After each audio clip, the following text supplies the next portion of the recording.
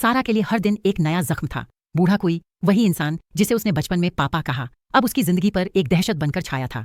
तहखाने के उस गुप्त कमरे में जहां उसकी आवाज तक कैद थी, सारा ने अपने 19वें साल में एक बच्ची को जन्म दिया और अगले 14 सालों में 3 और बच्चों की मां बन गई। ऊपर घर में एक आम परिवार की जिंदगी चलती रही, नीचे बूढ़ा कोई की दोहरी जिंदगी की सड़ी हुई सच्चाई सांस लेती रही। एक बार बारिश ने दी उम्मीद, सीलन से छत ढीली हुई और सारा ने एक चम्मच से बाहर की ओर सुराख खोदना शुरू किया।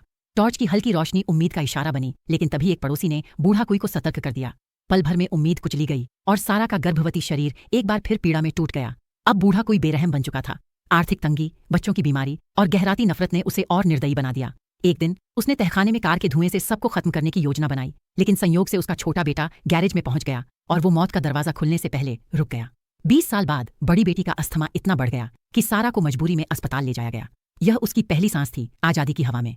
अस्पताल के गलियारे में जब सारा ने एक पुलिसकर्मी को देखा, उसके पैर कांप रहे थे, दिल थरथरा रहा था। लेकिन अगले ही पल उसने अपने भीतर से एक टूटी हुई चीख निकाली, मदद करो। बूढ़ा कोई भागना चाहता था, पर उसकी रफ्तार अब उस न्याय से तेज नहीं थी जो 20 साल से सारा की तलाश में था।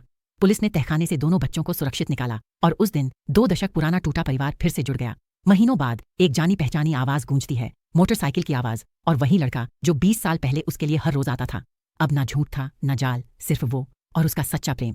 सारा अब माँ भी थी, बेटी भी, और सबसे बड़ी बात, एक आजाद औरत भी। अब वो हर जन्मदिन पर सूरज की रोशनी देख सकती थी, बिना किसी दरवाजे के।